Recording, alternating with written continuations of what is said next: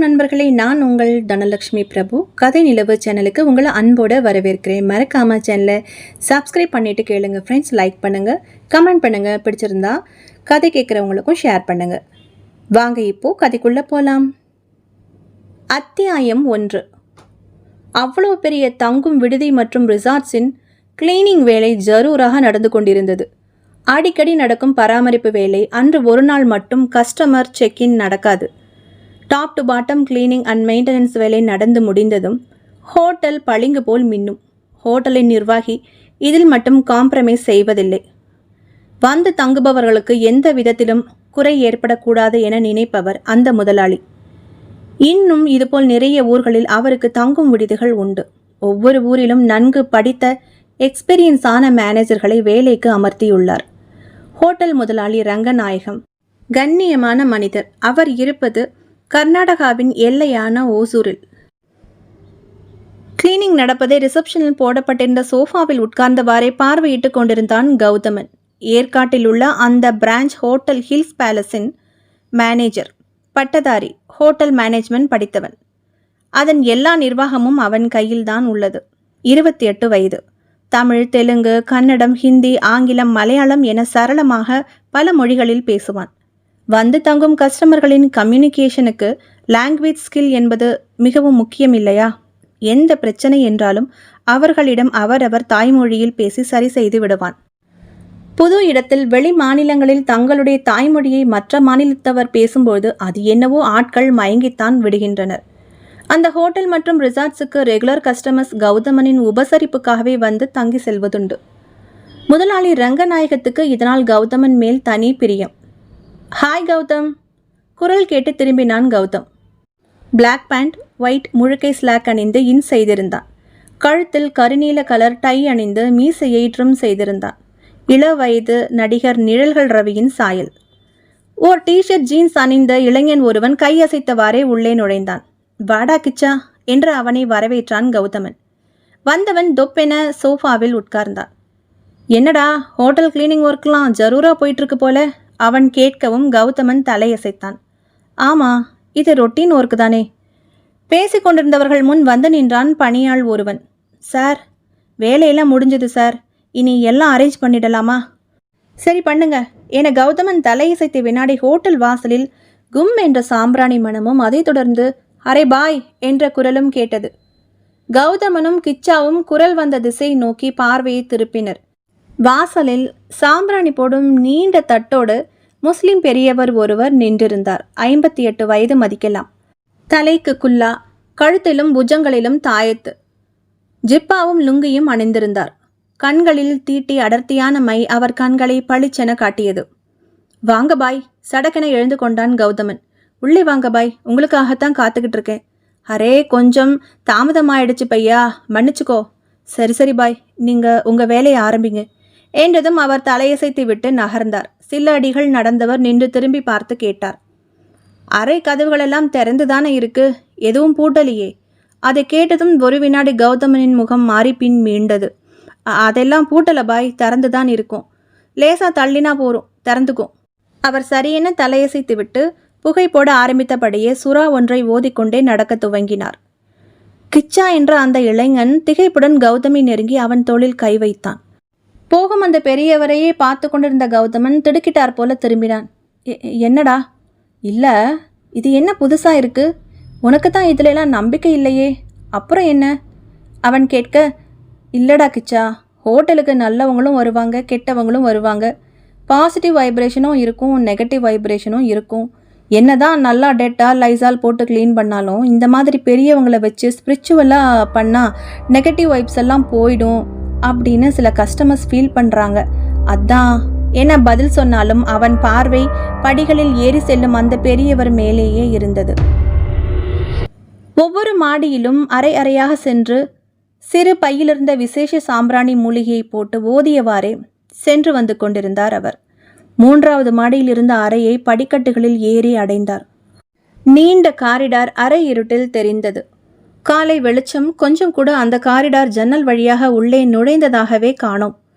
2 மாடிகளில் இல்லாத ஒரு அழுத்தமான நிசப்தம் அந்த காரிடாரில் மட்டும் நிரம்பியிருப்பதை கவனித்தார் அவர். முதல் 3 அறைகளுக்குள் நுழைந்து புகை போட்டுவிட்டு வெளியே வந்து அடுத்த அறையை பார்த்தவர் திகைத்தார். அவர் பார்க்கவே திறந்திருந்த அந்த அறை கதவு படீரென சாத்தி மூடிக்கொண்டது. திகைத்து நின்றவர் சுற்றுமுற்றும் பார்த்தார். யாரும் இல்லை. காற்று வருவதற்கான வழியும் இல்லை.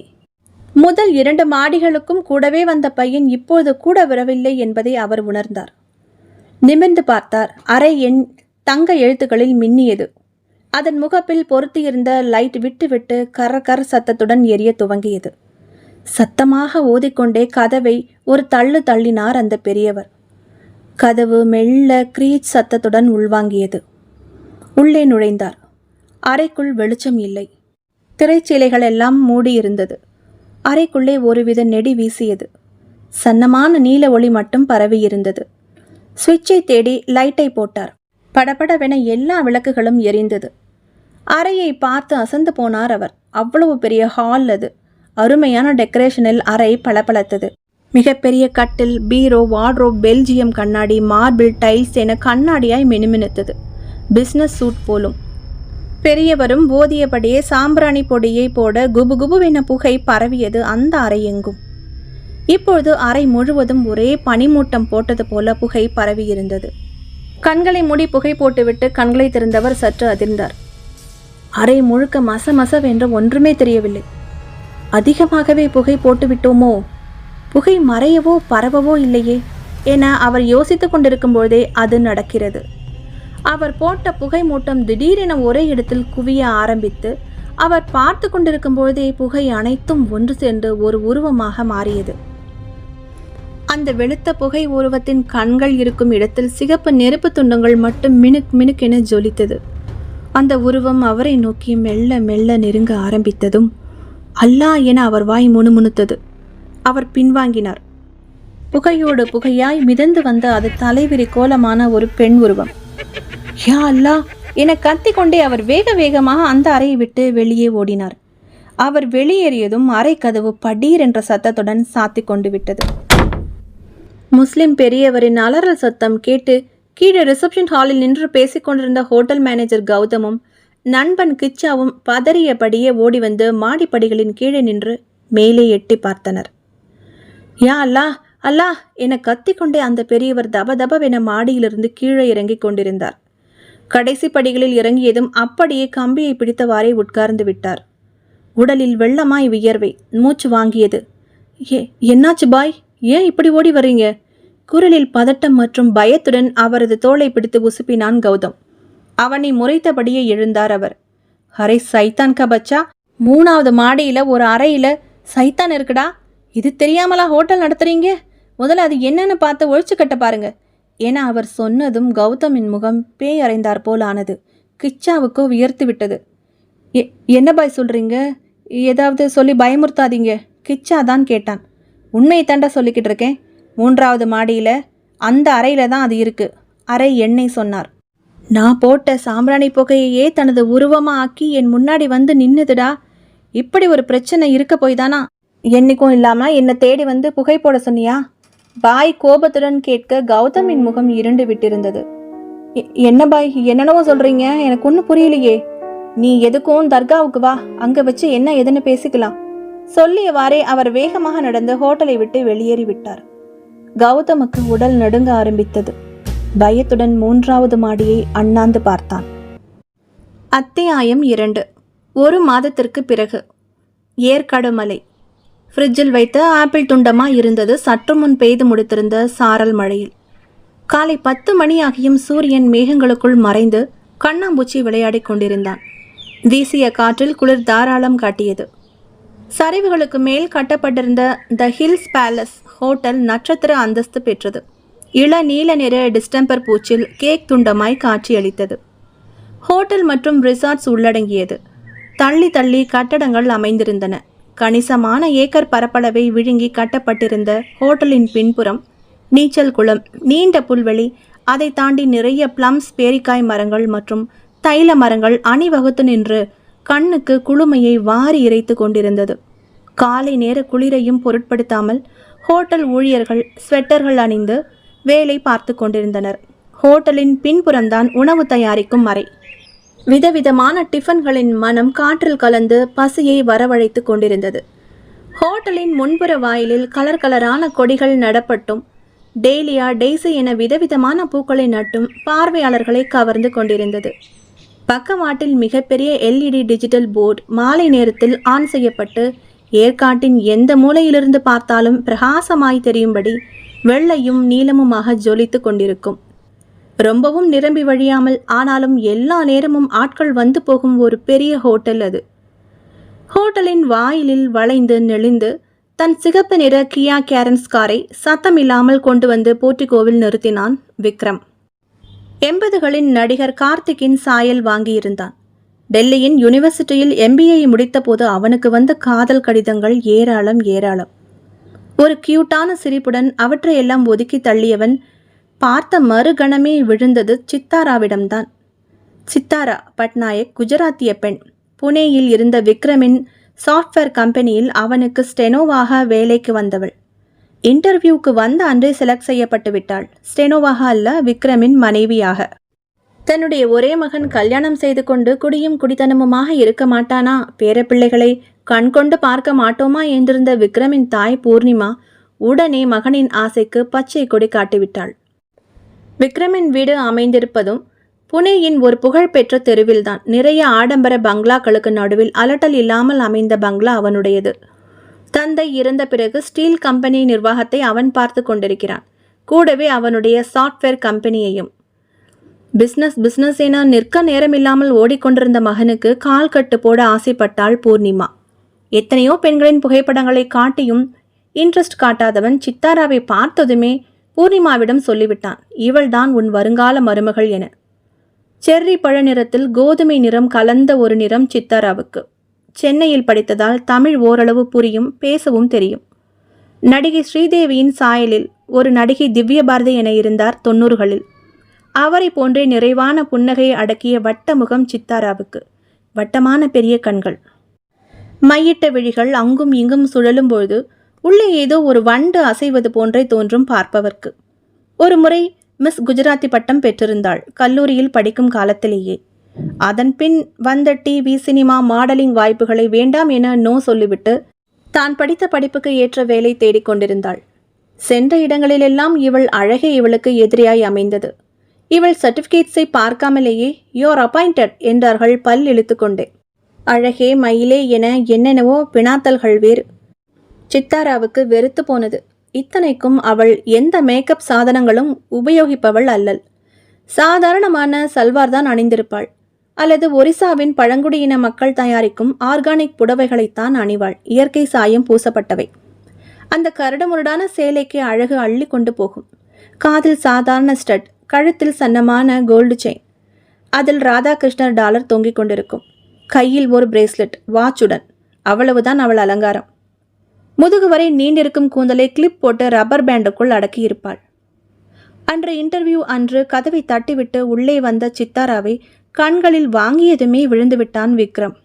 என்னவோ பார்த்ததுமே இவள்தான் உன் மனைவி என்று குரல் கேட்கவும் ஜென்ரலாக கேள்விகள் கேட்டு அவளை பற்றி தெரிந்து கொண்டு விட்டு பின் தன்னுடைய எண்ணத்தை மிக நாசுக்காக தெரியப்படுத்தினான். ஏற்கனவே விக்ரமை நிறைய இன்டர்வியூக்களில் சித்தாரா பார்த்திருக்கிறாள். இளம் தொழில் அதிபர்களுக்கான விருதுகளும் வாங்கியிருக்கிறான். விக்ரமின் தாயாரை உடனே போனில் பிடித்து அவளிடம் சித்தாராவை பேசவிட்டான். பூர்ணிமாவுடன் பேசியதுமே சித்தாராவுக்கு இருந்த கொஞ்ச நஞ்ச தயக்கமும் பயமும் காணாமல் போய்விட வெட்கத்துடன் சம்மதித்து விட்டாள். சித்தாராவுக்கு கிராமத்தில் இருக்கும் தாத்தா ஒருவர்தான் ஆதரவு. அவரிடம் பேசி சம்மதம் வாங்கி அடுத்த முகூர்த்தத்திலேயே டும் கொட்டியாகிவிட்டது. தமிழ் முறைப்படியும் அவர்களின் குஜராத்தி முறைப்படியும் என கலந்து கட்டி நடைபெற்றது திருமணம். திருவிழா போல கோலாகலமாக நடைபெற்றது. ஏழைக்கு வந்த வாழ்வை பாரடி, நல்ல பணக்கார மாப்பிள்ளையா பிடிச்சிருக்கா. எல்லாம் அழகுபடுத்துகிற பாடு. நாமளும் கொஞ்சம் அழகா இருந்திருந்தா நமக்கும் இதெல்லாம் கிடைக்குமோ என்னவோ. ஒருத்தி பொறாமையில் புழுங்கியவாறே சொல்ல, அட நீ வேறடி, அதுக்கெல்லாம் கெட்டிக்காரத்தனம் வேணும். உனக்கும் எனக்கும் அதெல்லாம் சுட்டு போட்டாலும் பத்தாது. இன்னொருத்தி சொல்ல, இந்த மாதிரி பேச்சுக்களெல்லாம் தம்பதியரின் காதுகளில் விழவே செய்தது. கண்களில் நீருடன் அவனை ஏறிட்டாள் சித்தாரா. அவங்க சொல்ற மாதிரி என் அழகுதான் உங்களை மயக்கிடுச்சா? அவள் கேட்கவும் அவன் அவளை அணைத்து கொண்டான். சீ, அழகுன்றது ஒரு டோக்கன், அவ்வளவுதான். அதையும் தாண்டி ஒரு பரிச்சயம் நமக்குள்ள என்னமோ சொல்வாங்களே, முன்ஜென்ம விட்டகுறை தொட்டக்குறைன்னு, அது மாதிரி தான். நான் உன்னை பார்த்தப்போ தோணுச்சு. அழகுதான் பிரதானம்னா எத்தனையோ அழகான பெண்களை அம்மா ஃபோட்டோவில் காண்பிக்கலையா? எனக்கு ஒன்றுமே தோணலையே. பொறாம பிடிச்சவங்க ஏதாவது பேசிட்டே தான் இருப்பாங்க. நம்ம வேலையை பார்க்கலாம் என்ன என்றவாறே கண் சிமிட்ட அவளுடைய முகம் கேரட் நிறத்துக்கு போனது. புனேவிலிருந்து யாருடைய தொல்லையும் வேண்டாம் என இந்த ஏற்காடுக்கு வந்துவிட்டனர் இருவரும், திருமணம் முடிந்த அடுத்த வாரத்திலேயே. ஏற்காட்டில் ஒரு எஸ்டேட் வாங்கும் எண்ணம் இருந்ததால் விக்ரம் இங்கு 2 முறை வந்திருக்கிறான். ஆர்ப்பாட்டம் இல்லாத இயற்கை சூழல் இவனுக்கு ரொம்பவே பிடித்து போக உடனே ரூம் புக் பண்ணிவிட்டான். ஃப்ளைட் ஜேர்னி முடித்து சேலம் வந்து அங்கிருந்து பிஸ்னஸ் நண்பன் ஒருவனின் காரை எடுத்துக்கொண்டு ஏற்காடு வந்துவிட்டான் விக்ரம். நீல நிற சஃபாரி அணிந்திருந்தான் விக்ரம். அது அவனுக்கு பாந்தமாக பொருந்தியது. அவர்கள் வழக்கப்படி குஜராத்தி பாணியில் சேலை உடுத்தியிருந்தாள் சித்தாரா. நெற்றியில் குங்குமம் பளிச்சிட்டது. காரை பார்க் செய்துவிட்டு செக்யூரிட்டியின் சல்யூட்டை ஒரு சின்ன தலையசைப்பில் ஏற்றுக்கொண்டு மனைவியுடன் ரிசப்ஷன் ஹாலினுள் நுழைந்தான். ரிசப்ஷன் மேஜையின் பின்னே டை கட்டிய இளைஞன் ஒருவன் பவ்யமாக, நான் தங்களுக்கு எவ்வாறு உதவலாம் என ஆங்கிலத்தில் கேட்க விக்ரம் விவரம் சொன்னான். கம்ப்யூட்டரில் சரிபார்த்துவிட்டு தலையசைத்தவாறே, welcome to Yercaud sir, happy married life என்றவன் திரும்பி தங்க நிறத்தில் பளபளத்த அந்த சாவியை எடுத்தான். இன்டர்காமில் யாரையோ அழைத்தான். வெள்ளை யூனிஃபார்மில் சிவப்பு பூ அணிந்த அந்த 18 வயது இளைஞன் ஒருவன் வந்தான். விக்ரமிடம் பேசிக்கொண்டிருந்த அந்த ரிசப்ஷன் இளைஞன் பையனிடம் திரும்பி, இவர்களை 3வது மாடியில் இருக்கும் அந்த பிஸ்னஸ் சூட் அறைக்கு அழைத்து போ, ரூம் நம்பர் 302 என்றான் சாவியை நீட்டியவாறே. அதை கேட்டதுமே அந்த பையனின் முகம் இருண்டு போனது. நீட்டிய சாவியை வாங்காமல் அவன் நிற்பதை பார்த்ததும் ரிசப்ஷனிஸ்ட் இளைஞன் முகத்தை கடுமையாக்கினான். என்னப்பா, ஏன் நின்றுட்டுருக்க? சாவியை வாங்கிட்டு போ என்று அதட்டவும், சார் அந்த ரூம் எதுக்கும் மேனேஜர்கிட்ட ஒரு வார்த்தை அவன் சொல்ல ரிசப்ஷனிஸ்ட் இளைஞன் முறைத்தான். சற்று தயக்கத்துடன் சாவியை வாங்கினான் இவன். கைகள் லேசாக நடுங்குவதை கவனித்தான் விக்ரம். லிஃப்டில் அவர்களை அழைத்து சென்று அறைக்குள் செல்லாமல் வாசலிலேயே நின்றான். சுற்றுமுற்றும் பார்த்தபடி வியர்வை முகத்துடன் நின்றவனை விக்ரம் உசுப்பினான். என்னப்பா தம்பி, அப்படியே நின்றுட்டுருக்கு? ஒன்று நீ தர, இல்லை என்கிட்ட சாவியை கொடு. அவன் சற்று கண்டிப்புடன் கேட்கவும் இவன் தயக்கத்துடன் சாவியை போட்டு கதவின் லாக்கை விடுவித்தான். கிளிக் என்ற சத்தத்துடன் கதவு மெல்ல திறந்து கொண்டது. வெளியே இருந்த மெயின் சுவிட்சை ஆன் செய்தான். உள்ளே அறை இருட்டாக இருந்தது. இவன் வெளியேவே நின்றான். விக்ரமும் சித்தாராவும் உள்ளே நுழைந்தனர். ஏதோ ஒரு பூவின் நறுமணம் வந்து அவர்கள் நாசியை தாக்கியது. செண்பகப்பூவின் மனம். மூச்சை ஆழமாக உள்ளிழுத்தாள் சித்தாரா. லைட்டை ஆன் செய்தான் விக்ரம். பளீரென அறை வெளிச்சத்தில் நிரம்பியது. அறையை பார்த்ததுமே சித்தாராவுக்கு மயக்கம் வராத குறை. அவ்வளோ விஸ்தாரமாக படு அழகாக இருந்தது அறை. மன்னர் கால அறை போல் அது அழகாக டெக்கரேட் செய்யப்பட்டிருந்தது. மார்பிள் டைல்ஸ் மற்றும் சுவர் அலங்காரங்கள் பளிங்கு போல் மினுமினுத்தது. எவ்வளோ அழகா இருக்கு! சித்தாரா தன்னையும் மீறி முணுமுணுத்தாள். அறையை பார்த்துவிட்டு திரும்பிய விக்ரம் துணுக்குற்றான். லக்கேஜ்கள் எல்லாம் அறையை ஒட்டினார் போலே வைத்துவிட்டு அந்த சர்வீஸ் பாய் எப்போதோ போய்விட்டிருந்தான். விக்ரமுக்கு கோபம் வந்தது. இவ்வளவு அழகான ஹோட்டல்ல இவ்வளவு மோசமான சர்வீஸா? சற்று அதிருப்தியான முகத்துடன் திரும்பியவன் கண்ணாடியின் முன் நின்றவாறு அழகு பார்த்து கொண்டிருந்த சித்தாரா பட்டாள். காதலுடன் அவளை பார்த்துவிட்டு திரும்பியவனின் பார்வை சட்டென நிலை குத்தியது. இதயம் சரக்கென ஒரு குத்து வாங்கியது போலானது. அத்தியாயம் 3.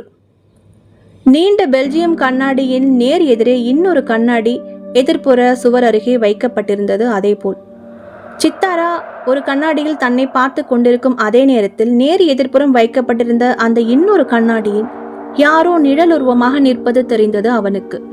உன்னிப்பாக பார்த்தான். மசமசப்பாக யாரோ ஒருவர் நிற்கும் உருவம் போல் தெரிந்தது. சட்டென திரும்பி எதிர்கண்ணாடியை பார்த்தான்.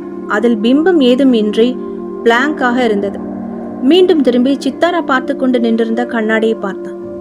அவள் கண்ணாடியில் தெரிந்த எதிர்கண்ணாடியில் அதே உருவம் நின்று கொண்டிருந்தது நன்றாகவே தெரிந்தது. கண்களை கசக்கிவிட்டு கொண்டு பார்த்தான். இப்போது அந்த உருவம் தெரியவில்லை. தன் தலையில் தட்டி கொண்டான் விக்ரம். பயண களைப்பு போல, இல்யூஷன் என நினைத்தவாறே கண்ணாடி முன் நின்று கொண்டிருந்த சித்தாராவை சேர்த்து இழுத்தபடி அருகிலிருந்த அவ்வளோ பெரிய கட்டிலில் போய் தொப்பென விழுந்தான். கட்டிலின் நுரை பஞ்சமெத்தை அவர்களை உள்வாங்கி தாளாட்டியது. சிணுங்கினாள் சித்தாரா. ஐயோ ஜி, இன்னும் குளிக்கவே இல்லை, கசகசன்னு இருக்கு. இருக்கட்டுமே, அதனால என்ன என்றவாறே அவள் உச்சி வகட்டை மோப்பம் பிடித்தான் விக்ரம். உதட்டுடன் உதடன் நெருங்கி இருந்த வேளையில் அவன் காதருகே அந்த சத்தம் கேட்டது. யாரு யாரு? காற்றில் கிசுகிசுப்பாய் ரகசியம் பேசும் தொனியில் கேட்ட அந்த குரலை கேட்டு சட்டென நிமிர்ந்தான் விக்ரம். யாரு? அவன் குரலில் கடுமை. கியாகுவாஜி, பதறி எழுந்தாள் சித்தாரா. சுற்றுமுற்றும் பார்த்துவிட்டு எழுந்தான் விக்ரம். யோசனையுடன் கண்களை மூடியவன் 2 கைகளால முகத்தை அழுந்த துடைத்து விட்டு கொண்டு எழுந்தான். நான் போய் ரெஃப்ரெஷ் ஆக்கிட்டு வரேன் சித்து. நீ இன்டர்காமில் ஃபுட்டுக்கு ஆர்டர் பண்ணிவே. எனக்கு என்ன பிடிக்கும்னு தான் உனக்கு தெரியும்ல என சிரித்தவாறே அவள் கன்னத்தை தட்டினான். சிரித்தபடியே அவள் தலையாட்டினாள். இருவரும் குளித்து முடித்துவிட்டு மதிய உணவை சாப்பிட்டு முடித்து வெளியே கிளம்ப தயாராயினர். அதே நேரம் அவனுடைய ஃபோன் ரிங் ஆனது. எடுத்து பார்த்தான். ஏற்காட்டில் அவன் எஸ்டேட் வாங்குவது தொடர்பான ஏஜென்ட் தான் லைனில் இருந்தான். ஹலோ விக்ரம் சார், நான் தான் நல்லசாமி பேசுகிறேனுங்க. நீங்கள் கேட்ட மாதிரி எஸ்டேட் ஒன்று விலைக்கு வருதுங்கய்யா. பேரி பிளம்ஸ் தோட்டங்களோட பங்களா அட்டகாசமாக இருக்கும். பசங்க யாரும் இங்கே இல்லை, எல்லாரும் வெளிநாட்டில்.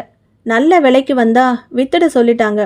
சார் எப்போ வரீங்கன்னு சொன்னால் அவன் இழுக்க, நான் ஏற்காட்டில் தான் இருக்கேன், எங்கே வரணும் என்றதும் அவன் உற்சாகமான குரலில், ரொம்ப நல்லதாக போச்சுங்க.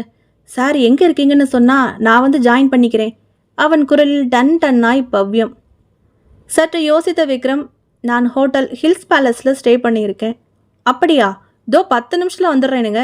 என் 2 வீலரை ஹோட்டலில் போட்டுட்டு ஐயா கார்லேயே போயிடலாமுங்க என சொல்லிவிட்டு ஃபோனை வைத்து விட்டான். விக்ரம் திரும்பி சித்தாராவை பார்த்தான். கட்டிலில் ஒய்யாரமாக சாய்ந்து உட்கார்ந்து கொண்டு அவனையே பார்த்து கொண்டிருந்தாள். தமிழ்நாட்டு பெண்கள் அணிவது போல் இளநீல நிற காட்டன் புடவை அணிந்திருந்தாள். கண்களில் சிரிப்பு. என்ன பிஸ்னஸா என்றாள் தன் கொஞ்சம் குரலில்.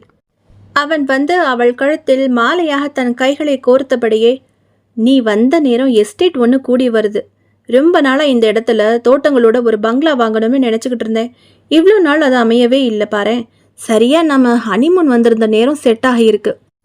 அநேகமாக இந்த டீல் முடிஞ்சதுன்னா நம்ம ஹோட்டலை காலி பண்ணிவிட்டு அந்த பங்களாவுக்கு குடி போகிற மாதிரி இருக்கும். என்ன டியர், நீ ரூம்லேயே வெயிட் பண்ணு, நான் போய் அந்த எஸ்டேட்டை பார்த்துட்டு வரேன். எப்படியும் 1 மணி நேரம் ஆயிடும். நானும் உங்கள் கூட வரட்டுமா? சித்தாரா கெஞ்சலுடன் கேட்டாள். நோ டியர், இப்போ வேணாம். என் கூட ஏஜென்ட் வருவான், நான் வந்துட்டு உன்னை அழைச்சிட்டு வரேன் என்ன என சொல்லியபடி அவள் நெற்றியில் மென்மையாக முத்தமிட்டு விட்டு ரூமை லாக் பண்ணிக்கோ, நான் ஃபோன் பண்ணதுக்கப்புறமா கதவை தரேன், சரியா என சொன்னான். அவள் தலையசைத்தாள். அவன் கிளம்பி போனதும் அவ்வளவு பெரிய அறைக்கதவை சாத்தி தாழிட்டு விட்டு அறைக்குள் திரும்பி நடந்தாள் சித்தாரா. பரந்த கண்ணாடி ஜன்னலின் ஸ்கிரீனை விலக்கிவிட்டு ஒரு சேரை இழுத்து போட்டு பின்புறம் தெரிந்த தோட்டத்து பசுமையை வேடிக்கை பார்க்க ஆரம்பித்தாள். மேகம் தவழ்ந்து செல்லும் மலை முகடுகள், சரைல் சரைல் என இறங்கும் சரிவு பகுதிகள், நெளி நெளியாய் தெரியும் மலைப்பாதைகள், புல்வெளியில் உருண்டு விளையாடும் குழந்தைகள் என தெரிந்த காட்சிகளை இன்னும் அருகினில் பார்க்க பெட்டிக்குள் இருந்த பைனாகுலரை எடுத்தாள். அதன் வியூ ஃபைண்டரின் மூலம் பார்க்க ஆரம்பித்தாள். ஒவ்வொன்றாக ரசித்து கொண்டே வந்தவளுடைய முகம் திடீரென ஒரு மாறுதலுக்கு உட்பட்டது.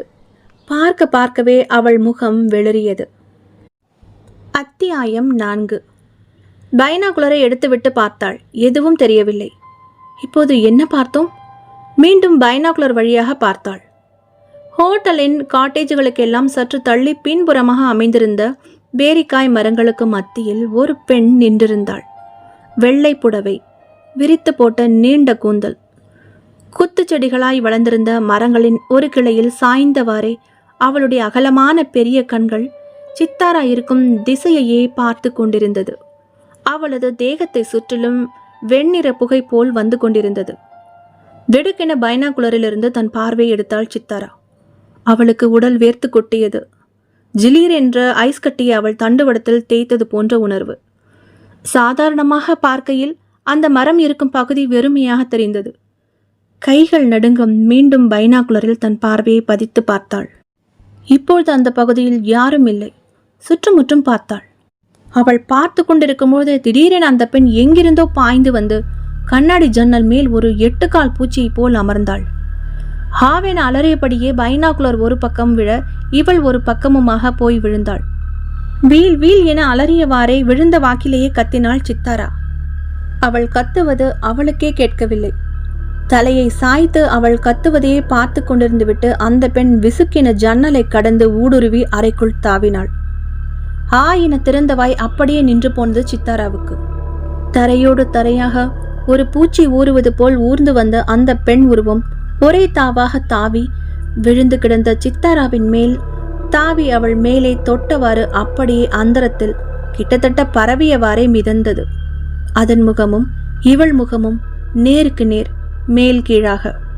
அதன் வழிந்த தலைமுடி சித்தாராவின் முகத்தில் விழுந்து தொட்டு கொண்டிருந்தது. ஹாவென பீதியிலும் நடுக்கத்திலும் சித்தாரா கத்த வாயை திறந்தாள்.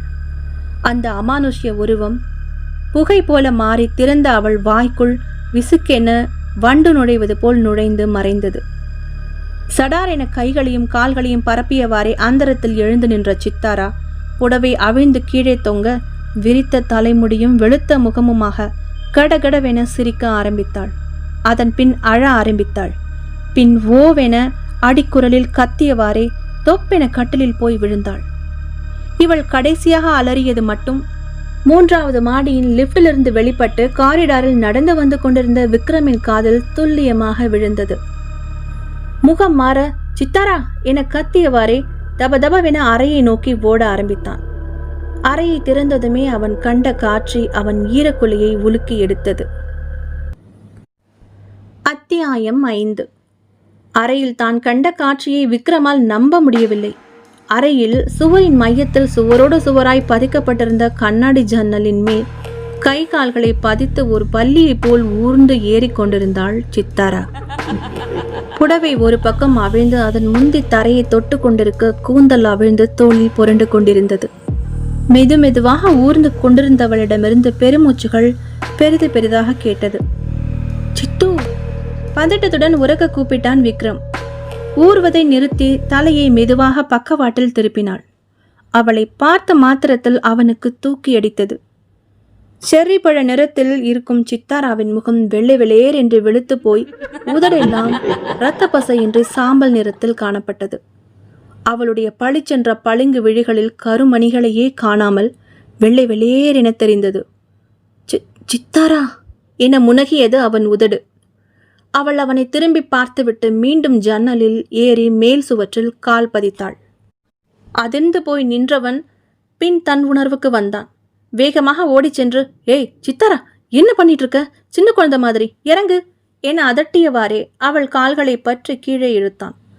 அலறியவாறே கீழே தரையில் தொப்பென விழுந்தாள் அவள். அவளை அப்படியே தூக்க முயன்றான். அவன் கன்னங்களில் அரைந்தாள். முகத்தை பிராண்டினாள். விக்ரமுக்கு கோபம் வந்து பலாரென ஓர் அறை விட்டான். உடனே மயங்கி போனாள் சித்தாரா. அவளை அள்ளி கொண்டு வந்து படுக்கையில் கிடத்தினான். முகம் முழுவதும் பரவி இருந்த கூந்தலை ஒதுக்கிவிட்டான். கன்னத்தை படபடவென தட்டினான். நெற்றியை தொட்டு பார்த்தான். திடீரென்றது. உடம்பு அனலாய் கொதித்தது. உடனே ரிசப்ஷனுக்கு ஃபோன் செய்தான். ஹலோ, நான் 3rd ஃப்ளோர் 302 பேசுகிறேன். என் மிஸ்ஸஸ்க்கு ரொம்ப ஃபீவராக இருக்குது. யாராவது டாக்டர் இருந்தால் வர சொல்லுங்களேன். அன்கான்ஷியஸாக இருக்காங்க ப்ளீஸ். மறுமுனையில் ரிசப்ஷன் இளைஞனிடம் பதற்றம் தொற்றிக்கொண்டது. ஓ மை காட், கவலைப்படாதீர்கள் சார். இங்கே ஹோட்டலிலேயே 2வது மாடியில் ஒரு மருத்துவர் தங்கியிருக்கிறார். அவரை உடனே காண்டாக்ட் செய்கிறேன். அடுத்த 5 நிமிடங்களில் நைட் கவுன் அணிந்த ஒரு குறுந்தாடி மருத்துவரும் கூடவே ரிசப்ஷன் இளைஞனும் ஒரு பணியாளனும் வந்து அறை கதவை தட்டினர். கதவை பரபரப்புடன் திறந்து அவர்களை உள்ளே அழைத்து வந்தான் விக்ரம். மருத்துவர் அவளை பரிசோதித்து பார்த்து அவரிடம் சில கேள்விகள் கேட்டுவிட்டு தன் மெடிக்கல் கிட்டிலிருந்து ஒரு இன்ஜெக்ஷன் எடுத்து போட்டுவிட்டார்.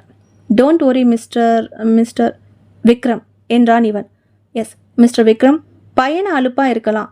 இன்னைக்கு தூங்கி ரெஸ்ட் எடுக்கட்டும். இன்ஜெக்ஷன் ஃபீவரை குறைச்சிரும். எழுந்ததும் பசின்னு சொன்னாங்கன்னா பன்னும் பாலும் மட்டும் கொடுங்க. காலையில் சரியாகிடும். அப்படி இல்லை, ஃபீவர் குறையலைன்னா லோக்கல் ஹாஸ்பிட்டலில் அட்மிட் பண்ணிடுங்க. நான் காலையில் கிளம்பிடுவேன் என சொல்லிவிட்டு தேங்க்யூ டாக்டர் என விக்ரமின் நன்றியை வாங்கி கொண்டு கிளம்பிவிட்டார் அவர். விக்ரம் ரிசப்ஷன் இளைஞனிடம் வந்தான். அவருடைய ஃபீஸை என்னுடைய பில்லில் சேர்த்து விடுங்கள். பன்னும் சூடான பாலும் கொண்டு வர சொல்லுங்கள் என சொன்னதும், ஓகே சார், கவலைப்படாதீர்கள், உங்கள் மனைவிக்கு சரியாகிவிடும்.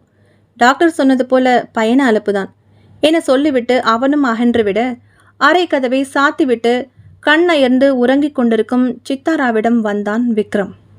மெதுவாக அவள் தலையை கோதிவிட்டான். ஜுரம் குறைந்திருந்தது.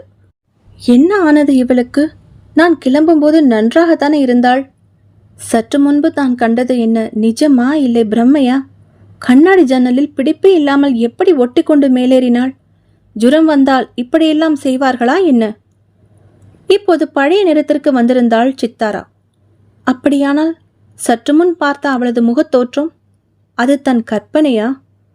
குழப்ப கேள்விகள் அவன் நெஞ்சை குடைய ஆரம்பித்திருந்தன. அத்தியாயம் 6. அன்று நள்ளிரவு. விக்ரம் அசந்து தூங்கிக் கொண்டிருந்த நேரம். ஏதோ சத்தம் கேட்டு கண் விழித்தான். சடக்கென அருகில் பார்த்தான். திடுக்கிட்டான். படுத்து உறங்கிக் கொண்டிருந்த சித்தாராவை காணவில்லை. மொபைலில் மணி பார்த்தான். மணி 2:30. சித்தாரா கூப்பிட்டான். பதிலில்லை. ஒருவேளை பாத்ரூமில் இருப்பாளோ? எழுந்து நைட் லேம்பை போட்டான். மங்கலான வெளிச்சம் அறைக்குள் பரவியது. ரெஸ்ட் ரூமுக்குள் கதவை தள்ளி பார்த்தான். மெதுவாக உள்வாங்கியது. அதற்குள்ளும் அவள் இல்லை. நெஞ்சுக்குள் இதயம் தடதடத்தது. எங்கே போனாள் இவள்? அறைக்குள்ளேயே சுற்றி சுற்றி பார்த்தான். எங்கும் அவள் இல்லை. அதே நேரம் அறையின் கண்ணாடி ஜன்னலின் திரைச்சீலை காற்றுக்கு விலகி ஆடியது. குளிர்காற்று சென உள்ளே வந்து தாக்கியது. உடல் வெடவெடத்தது அவனுக்கு. கதவை யார் திறந்தது? ஜன்னல் அருகில் வந்து நின்று அதை மூட எத்தனித்த போதுதான் அவளை கண்டான். சித்தாரா. ரிசார்ட் இருக்கும் அறைகளுக்கு பின்புற தோட்டத்தில் ஓர் இடத்தில் நின்று கொண்டு எதையோ வெறித்து பார்த்தபடி நின்று கொண்டிருந்தாள். விக்ரமுக்கு கோபம் வந்தது. என்ன இந்த பெண் இப்படி செய்கிறாளே? புது இடத்தில் சொல்லாமல் கொள்ளாமல் தனியாக இந்த நடு இரவில் என்ன வேலை அவளுக்கு? சுள் என்று உரைத்த கோபத்தை அடக்கி கொண்டு சித்தாரா கூப்பிட்டான் சற்று மெதுவான அழுத்தமான குரலில். பதிலில்லை. அவள் திரும்பவே இல்லை. அது மட்டுமல்ல, அவள் திரும்பி முன்னே பிளம்ஸ் மரங்களுக்கு இடையில் நடக்க ஆரம்பித்தாள். விக்ரம் சட்டென அறையை பூட்டிவிட்டு வெளியே வந்தான். இரவு உடையுடன் லிஃப்டில் பயணித்து கீழே வந்தான். ரிசப்ஷனில் இப்போது வேறு ஒரு இளைஞன். சிஸ்டமில் யூடியூப் பார்த்து கொண்டிருந்தவன் விக்ரமை பார்வையால் வாங்கியதும் நிமிர்ந்தான். குழப்பத்துடன் பார்த்தான். Yes sir, what can you do for you sir என்றான் பணிவான குரலில். இன்று காலையில்தான் செக்இன் செய்தோம், நானும் என் மனைவியும். இப்போது என் மனைவி திடீரென வெளியில் தோட்டத்தில் நிற்கிறாள்.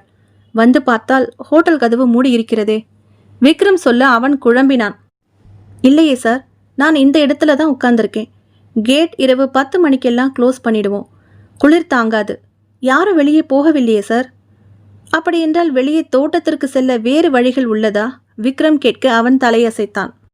இருக்கு சார், ஆனால் அது பிரைவேட் பாதை. கேண்டீன் வழியாக வெளியே செல்லும் இன்னொரு கதவு உண்டு. அது தவிர எமர்ஜென்சி எக்ஸிட் உள்ளது. அது பூட்டிதான் இருக்கும்.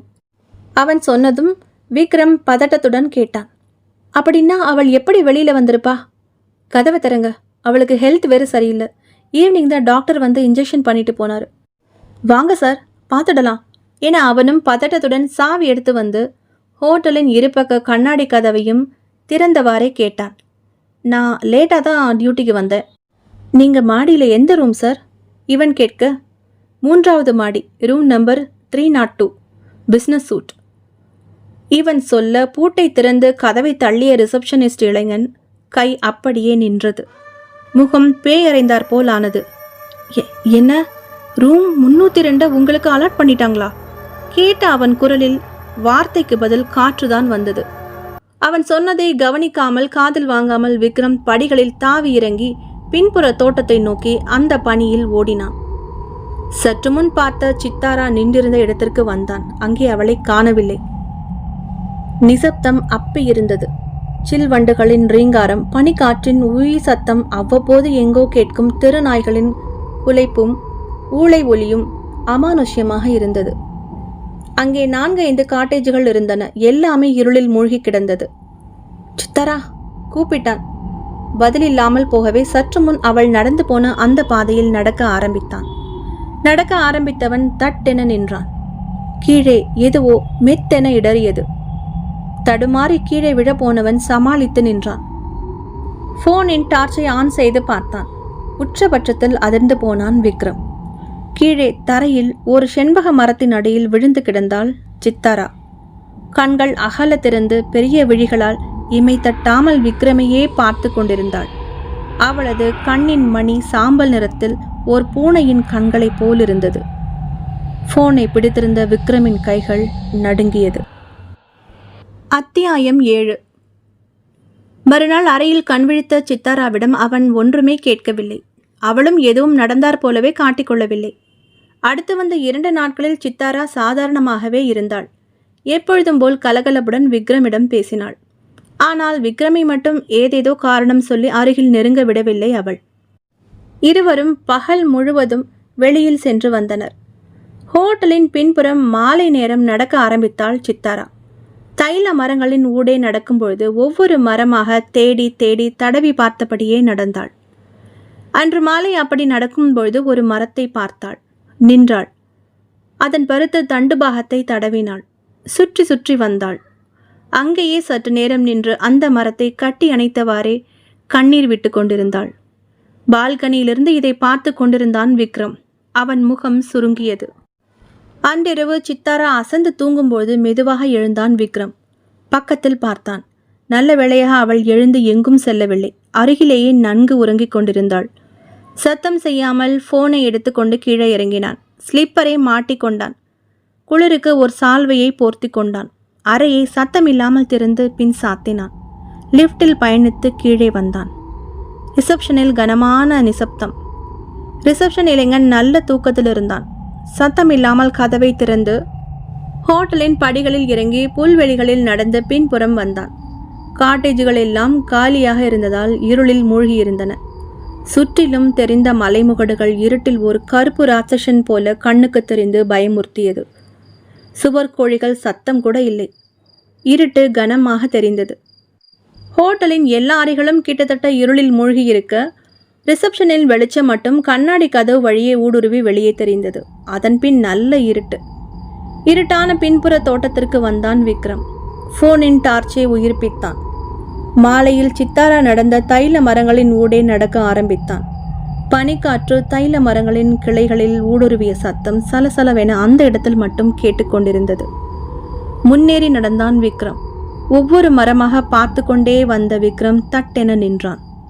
யாரோ முன்னால் சற்று தள்ளி நின்றிருப்பது தெரிந்தது. முக்காடு போட்டவாறே. யாரது? நெஞ்சில் அரும்பிய ஜாக்கிரதை உணர்வுடன் லைட்டை அந்த உருவத்தின் மேலே அடித்தான். அது ஓர் குத்துச்செடி. அதன் மேல் ஏதோ ஒரு பேப்பர் காற்றுக்கு அடித்து கொண்டு மூடியிருந்தது. அதுதான் தூரத்திலிருந்து பார்க்கும்போது யாரோ நிற்பது போல் தோற்றமளித்தது. ஆசுவாச பெருமூச்சு விட்ட விக்ரம் அருகில் இருந்த மரங்களை கவனமாக டார்ச் வெளிச்சத்தில் உற்று உற்று பார்த்தவாறே நடந்து கொண்டிருந்தான். ஒரு மரத்தில் ஏதோ ஒன்று செதுக்கப்பட்டிருந்தது. உற்று பார்த்தான். சந்தேகமே இல்லை. மாலை சித்தாரா இந்த மரத்தை தான் கட்டிப்பிடித்து அழுது கொண்டிருந்தாள். அதில் எழுதியிருந்ததை படிக்க முயன்றான். படித்தான்.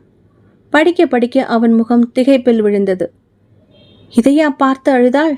ஏன்? சித்தாராவுக்கு என்ன ஆனது? அப்போது அவன் பிடரியில் சூடான மூச்சுக்காற்று பட சடாரென திரும்பினான். நைட்டியில் சித்தாரா நின்று கொண்டிருந்தாள். தலைவிரி கோலமாக. அவள் பார்வையில் கத்தியின் கூர்மை. கண்கள் பூனை கண்ணாய் மாறியிருந்தது. விக்ரம் 2 அடி பின்வாங்கினான்.